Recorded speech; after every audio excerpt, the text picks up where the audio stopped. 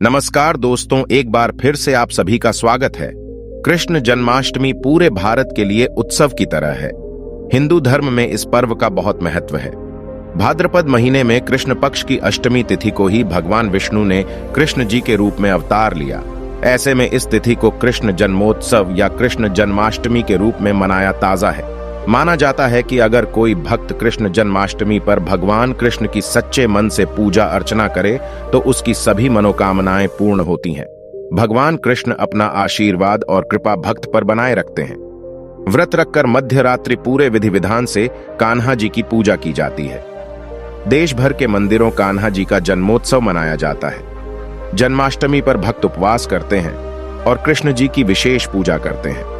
भगवान कृष्ण के लड्डू गोपाल स्वरूप का जन्म कराकर पूरे विधि विधान से उनकी पूजा करते हैं। उन्हें सुंदर वस्त्र धारण करवाते हैं और फूल आदि उन पर अर्पित करते हैं।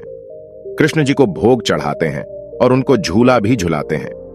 दोस्तों, यदि आपको यह जानकारी पसंद आ रही है तो वीडियो को एक लाइक करके कमेंट बॉक्स में जय श्री कृष्णा जरूर लिखें, जिससे कि भगवान श्री कृष्ण की कृपा सदैव आप पर और आपके परिवार पर बनी रहे। और साथ ही साथ इस वीडियो को अपने दोस्तों और रिश्तेदारों के साथ जरूर शेयर करें। आइए जानते हैं गुरुजी से वह क्या कहते हैं इसके बारे में। दोस्तों, जन्माष्टमी को लेकर कई लोग बहुत ज्यादा कंफ्यूजन में हैं। कौन सी तारीख को जन्माष्टमी पड़ रही है? दोस्तों, हम सबको पता है कि कृष्ण जन्माष्टमी काफी नजदीक आ रही है और जैसे जैसे नजदीक आ रही है वैसे वैसे उत्सुकता बढ़ती जा रही है, क्योंकि प्रत्येक सनातनी भाई बहन को भगवान कृष्ण जी से बड़ा लगाव है।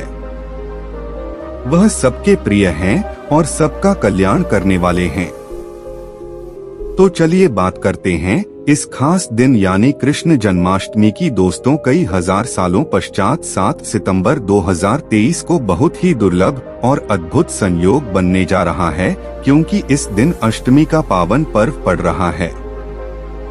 दोस्तों, इस दिन राजयोग, अमृत सिद्धि योग, साथ ही धनलक्ष्मी योग जैसे कई सारे योग बन रहे हैं और इस समय भगवान कृष्ण सबसे अधिक प्रसन्न होते हैं। यानी आप भगवान से इस दिन जो भी मांग लें वह आपकी हर इच्छा भगवान कृष्ण शीघ्र ही पूरी कर देंगे। वही दोस्तों, कृष्ण भगवान को प्रसन्न करने के लिए जन्माष्टमी पर कुछ खास उपाय जरूर करने चाहिए, जो कि आपकी किस्मत बदल सकते हैं और आपको मालामाल बना सकते हैं। दोस्तों, आज की इस बेहद ही सुंदर वीडियो में आपसे बात करेंगे कृष्ण जन्माष्टमी वर्ष 2023 में कब मनाई जाएगी, किस दिन आप जन्माष्टमी का व्रत रखेंगे और कृष्ण जन्माष्टमी की पूजा का शुभ मुहूर्त क्या रहेगा। इसके अलावा हम आपको बताएंगे कि जन्माष्टमी के व्रत का पारण किस समय किया जाएगा और जन्माष्टमी की संपूर्ण पूजा विधि क्या है। इस दिन में कौन से उपाय है जिसको करने से आपकी किस्मत चमक जाएगी और आपकी मनोकामना पूरी हो जाएगी। दोस्तों, यह पर्व भगवान श्री कृष्ण जी के जन्मोत्सव के रूप में मनाया जाता है। भगवान श्री कृष्ण का भादो मास के कृष्ण पक्ष की अष्टमी तिथि को रोहिणी नक्षत्र में हुआ था और उनके जन्म के दिन को आज भी काफी धूमधाम से मनाया जाता है। दोस्तों, ईश्वर कहते हैं कि जो भी व्यक्ति अच्छे तरीके से पूजा पाठ करता है उसे मैं स्वीकार करता हूँ, उसकी हर मनोकामना को मैं पूरा करता हूँ। दोस्तों, जन्माष्टमी के दिन भगवान कृष्ण की आरती रात यानी 12 बजे की जाती है। खासकर मंदिरों और घरों में लोग बाल गोपाल के जन्म का उत्सव का आयोजन भी करते हैं और बाल गोपाल के लिए पालकी भी सजाते हैं। ऐसी मान्यता है कि भगवान विष्णु जी ने धर्म की स्थापना करने के लिए श्री कृष्ण जी के रूप में जन्म लिया था और इस दिन पर धारण कर श्री कृष्ण जी का स्मरण करना अत्यधिक फलदायी होता है। दोस्तों, शास्त्रों में जन्माष्टमी के वक्त को वक्त का राजा भी गया है कि जिस घर में यह व्रत किया जाता है वह अकाल मृत्यु, गर्भपात, दुर्भाग्य तथा कलह से पीड़ित नहीं होता है और जो भी इस व्रत को एक बार कर लेता है वह दुनिया के सभी सुखों को भोगकर विष्णुलोक में निवास करता है। दोस्तों, इस दिन लोग पूरा दिन भर उपवास रखते हैं। आपको बता दें कि जन्माष्टमी का व्रत अष्टमी तिथि से शुरू होता है और इस व्रत का पारण नवमी तिथि में ही करना चाहिए, तब इसका पूरा फल होता है। और जो लोग इस व्रत को रखे उन्हें सुन ले कि रात में हल्का व सात्विक भोजन करना चाहिए, साथ ही ब्रह्मचर्य का पालन करना चाहिए। दोस्तों, जन्माष्टमी के व्रत के दिन कुछ लोग निर्जला रहते हैं, तो वही कुछ लोग फलाहार करके भी इस व्रत को पूरा कर सकते हैं। दोस्तों, जन्माष्टमी के दिन प्रातः काल जल्दी उठकर स्नान आदि कर स्वच्छ वस्त्र धारण करें। इसके पश्चात पूर्व या उत्तर दिशा की ओर मुंह करके बैठ जाएं और अपने हाथ में थोड़ा सा जल पुष्प कर अक्षत ले लें और जन्माष्टमी का संकल्प करें। इसके पश्चात भगवान कृष्ण जी की पूजा करें। आपको बता दें कि भगवान श्री कृष्ण जी की पूजा निश्चित काल यानी आधी रात में करने की परंपरा रही है और किसी किसी घरों में रात 12 बजे भगवान कृष्ण जी का जन्म भी किया जाता है। तो जो लोग कृष्ण जी का जन्म रात में करते हैं वे नाल छेदन भी करते हैं, तो उनके लिए बता देते हैं कि 12 बजने से कुछ घंटे पहले ही एक पत्ते वाला खीरा लें और कुछ थोड़ा सा काट कर उसमें लड्डू गोपाल को बिठा दें। जब 12 बजे तो भगवान को उस खीरे से बाहर निकालकर एक सिक्के की मदद से खीरे को काट दे। इसे नाल छेदन कहा जाता है। इसके पश्चात उन्हें सबसे पहले शुद्ध जल से स्नान कराएं। फिर उन्हें पंचामृत, दूध, दही, घी, शहद और शक्कर से स्नान कराएं। तत्पश्चात गंगाजल से स्नान कराएं। इसके पश्चात शुद्ध जल से स्नान कराने के पश्चात उन्हें साफ कपड़े से पहुंचकर उन्हें नए सुंदर चमकीले वस्त्र धारण कराएं और उनका श्रृंगार करें। इसके पश्चात उन्हें झूले या सिंहासन में करें ध्यान। इस दौरान आप कृष्ण नाम का जाप करते रहे या राधे राधे बोलते रहे या श्री कृष्ण जी के किसी भी मंत्र का जाप आप करते रहे। दोस्तों, अब आप लड्डू गोपाल की विधिवत पूजा करें। उन्हें चंदन का तिलक लगाएं, फूल माला अर्पित करें और उन्हें भोग लगाएं। भोग में आप माखन, मिश्री, पंचामृत, नारियल से बनी मिठाई या धनिये की पंजीरी का भोग लगाएं। ध्यान रहे उसमें तुलसी का पत्ता जरूर डालें।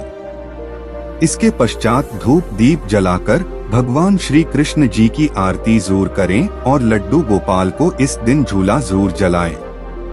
दोस्तों, जन्माष्टमी की रात को लोग रात्रि जागरण करके भजन कीर्तन शो आदि भी करते हैं। इससे आपको शुभ फल की प्राप्ति होती है।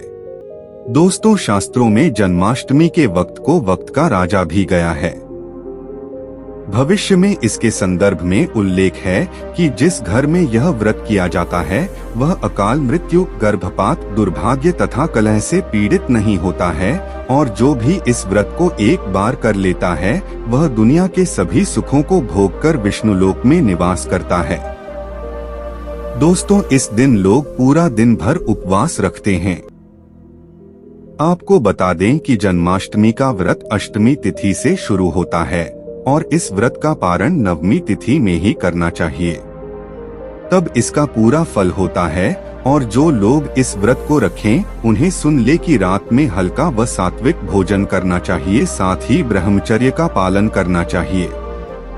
दोस्तों, जन्माष्टमी के व्रत के दिन कुछ लोग निर्जला रहते हैं, तो वही कुछ लोग फलाहार करके भी इस व्रत को पूरा कर सकते हैं।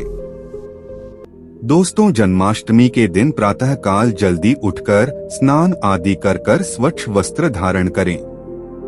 इसके पश्चात पूर्व या उत्तर दिशा की ओर मुंह करके बैठ जाएं और अपने हाथ में थोड़ा सा जल पुष्प कर अक्षत ले लें और जन्माष्टमी का संकल्प करें। इसके पश्चात भगवान कृष्ण जी की पूजा करें। आपको बता दें कि भगवान श्री कृष्ण जी की पूजा निश्चित काल यानी आधी रात में करने की परंपरा रही है और किसी किसी घरों में रात 12 बजे भगवान कृष्ण जी का जन्म भी किया जाता है। तो जो लोग कृष्ण जी का जन्म रात में करते हैं वे नाल छेदन भी करते हैं, तो उनके लिए बता देते हैं कि 12 बजने से कुछ घंटे पहले ही एक पत्ते वाला खीरा लें और कुछ थोड़ा सा काटकर उसमें लड्डू गोपाल को बिठा दें। जब 12 बजे तो भगवान को उस खीरे से बाहर निकालकर एक सिक्के की मदद से खीरे को काट दे। इसे नाल छेदन कहा जाता है। इसके पश्चात उन्हें सबसे पहले शुद्ध जल से स्नान कराएं।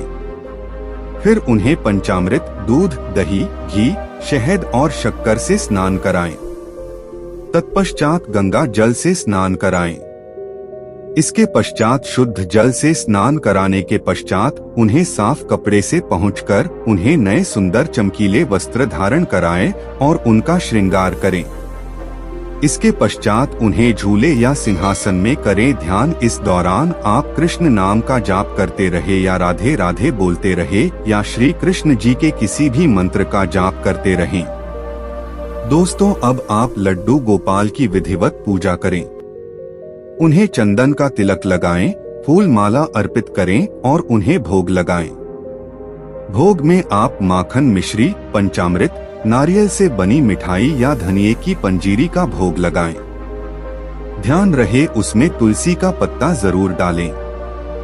इसके पश्चात धूप दीप जलाकर भगवान श्री कृष्ण जी की आरती जरूर करें और लड्डू गोपाल को इस दिन झूला जरूर जलाएं।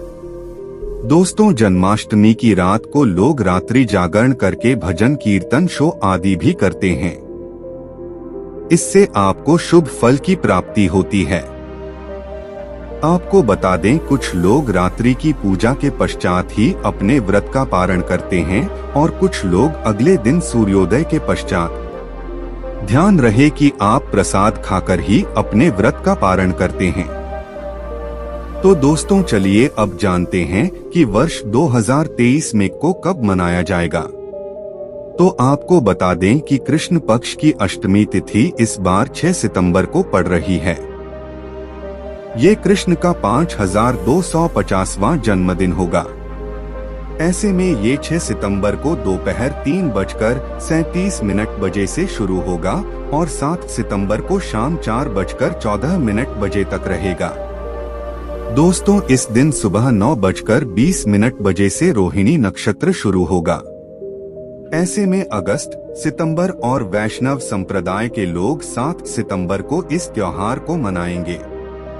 दोस्तों, पूजा के लिए इस बार शुभ मुहूर्त 40 मिनट का है, जो कि 12:02 बजे से 12:48 तक रहेगा। ऐसे में इस दिन रोहिणी नक्षत्र का संयोग भी बन रहा है। ऐसे में इस दुर्लभ संयोग में की पूजा करने से 3 जन्मों के से मुक्ति मिलती है। यदि किसी की आत्मा प्रेत योनि में भटक रही है तो उनके नाम से की गई पूजा उनकी आत्मा को मुक्ति प्रदान कराती है। दोस्तों, इस दिन का व्रत संतान का सुख देने वाला होता है। ऐसे में इस बार का व्रत करना ना भूलें। साथ ही जो इस व्रत को शुरू करना चाहते हैं, इस बार उनके लिए सबसे अच्छा मौका भगवान श्री कृष्ण की कृपा पाने के लिए। ऐसे में फिर आप भी इस व्रत को शुरू कर सकते। तो दोस्तों, चलिए अब जानते हैं जन्माष्टमी के व्रत कथा, जिसको पढ़ने या सुनने मात्र से ही सभी लोगों के सारे पाप धुल जाते हैं और सभी मनोकामनाएं पूरी हो जाती हैं। दोस्तों, स्कंद पुराण के मुताबिक यदुवंश के राजा उग्रसेन का राज चलता था। उग्रसेन का सबसे बड़ा पुत्र कंस, जिसकी चचेरी बहन देवकी थी। कंस अपने ही पिता को जेल में डालकर स्वयं राजा बनकर राज लगा। पर दूसरी ओर कश्यप ऋषि का जन्म राजा सूर्य के पुत्र के रूप में वासुदेव का जन्म हुआ, जो कि आगे चलकर वासुदेव का विवाह देवकी से संपन्न हुआ और देवकी को विदा करने के दौरान एक आकाशवाणी होती है, हे कंस, आज जिस बहन को इतने प्यार से विदा कर रहा है, कल उसी का 8वां पुत्र तुम्हारी मौत का कारण बनेगा। ऐसा सुनते ही कंस देवकी को मारने के लिए हावी हो गया, पर सैनिकों और वासुदेव के वचनों ने ऐसा होने से बचा लिया। वासुदेव सत्य थे। उन्होंने कंस को वचन कि वह अपना 8वां पुत्र उसे सौंप देंगे। दोस्तों, वसुदेव जी की बात मानते हुए कंस ने उन दोनों को बंदी बनाने का निर्णय ले लिया और उनके पास पहरेदार लगा दिए। इसके पश्चात कंस ने देवकी के सारे संतानों को मारने का प्रण कर लिया। इस निश्चय के अनुसार देवकी के 7 संतान कंस द्वारा मारे गए। इसके पश्चात देवकी के 8वें पुत्र का जन्म हुआ। भाद्रपद मास के कृष्ण पक्ष की अष्टमी तिथि को रोहिणी नक्षत्र के दौरान मध्य रात्रि में भगवान श्री कृष्ण का जन्म हुआ था। बालक जन्म लेते ही की कोठरी प्रकाशमय हो गई। साथ ही एक आकाशवाणी सुनाई दी कि तुम बालक को गोकुल में रह रहे नंद बाबा के यहाँ छोड़ा तो वहाँ एक कन्या का जन्म हुआ है, उसे तुम यहाँ ले आओ। ऐसा सुनते ही वासुदेव की हथकड़ियां खुल गई और वो तुरंत एक टोकरी में श्री कृष्ण को रखकर इसे माथे पर लादे गोकुल की ओर निकल पड़े। रास्ते में यमुना नदी बाल कृष्ण के चरणों को स्पर्श करने के लिए उफान पर आ गए। फिर चरण स्पर्श करते हुए पूर्ण शांत पड़ गए। फिर इसके पश्चात वासुदेव ने अपने पुत्र को यशोदा मैया के बगल में सुलाकर वहां से कन्या लेकर वापस कारागार लौट आए। तत्पश्चात जेल के दरवाजे अपने आप बंद हो गए। उनके हाथों में फिर से हथकड़ी लग गई। इसके पश्चात सारे पहरेदार भी उठ गए और कन्या के रोने की आवाज आने लगी। सूचना मिलते ही इन्हें कारागार से कन्या को लाया और उसे मारने की प्रयास की, लेकिन वह आकाश में उड़ गई और बोली, अरे मूर्ख, मुझे मारने से क्या होगा? तुझे मारने वाला पैदा हो चुका है। यह बात सुन कृष्ण का पता लगाकर उसे मारने का खूब प्रयास किया। आज्ञा देते हुए राक्षस भी भेजे, लेकिन कृष्ण को कोई नहीं मार सका। अंत में इन्हें कंस का वध किया और उग्रसेन को पुनः राजा बना दिया गया और इस प्रकार श्री कृष्ण जन्माष्टमी की व्रत कथा पूरी होती है। दोस्तों, आशा है कि आपको यह प्रस्तुति अच्छी लगी होगी। यदि आपको यह जानकारी पसंद आई है तो इस वीडियो को अपने दोस्तों और रिश्तेदारों के साथ जरूर शेयर करिए। अपना ध्यान रखिए, स्वस्थ रहिए, सुरक्षित रहिए। आपसे पुनः भेंट होगी इसी प्रकार की जानकारी के साथ। वीडियो में अंत तक हमारे साथ बने रहने के लिए आपका बहुत बहुत धन्यवाद।